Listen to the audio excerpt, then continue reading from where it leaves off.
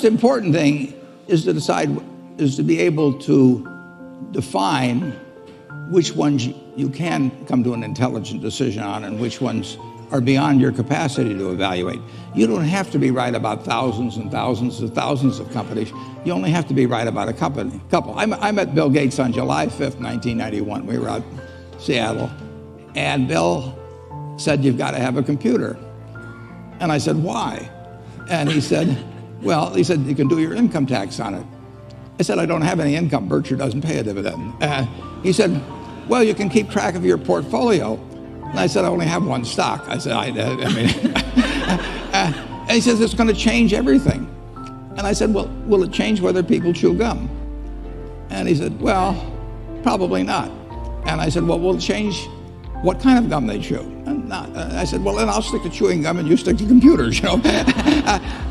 I don't have to understand all kinds of business. There's all kinds of business I don't understand. But there's thousands of opportunities there. I did understand the Bank of America, you know,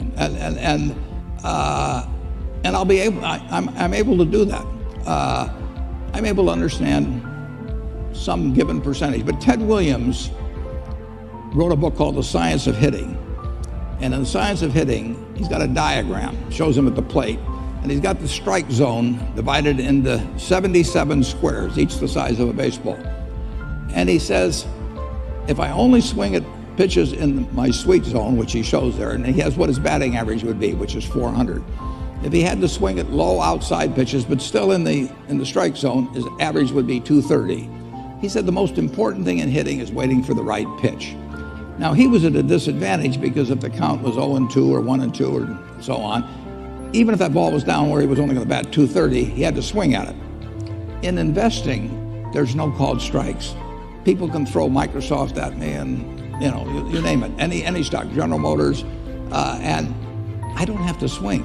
And nobody's going to call me out on called strikes. I only get a strike called if I swing at a pitch and miss. So I can wait there and look at thousands of companies day after day, and only when I see something I understand and when I like the price at which it's selling, then if I swing, if I hit it, fine. If I miss it, it's a strike. But it's an enormously advantageous game, and it's a terrible mistake to think you have to have an opinion on everything. You only have to have an opinion on a few things. In fact, I've told students, if when they got out of school, they got a punch card with 20 punches on it, and that's all the investment decisions they got to make in their entire life, they would get very rich because they would think very hard about each one. And you don't need 20 right decisions to get very rich. You know, 4 or 5 will probably do it over time. So I don't worry too much about the things I don't understand. If you understand some of these businesses that are coming along and can spot things on, if you can spot on Amazon, for example, I mean, it's a tremendous accomplishment what Jeff Bezos has done.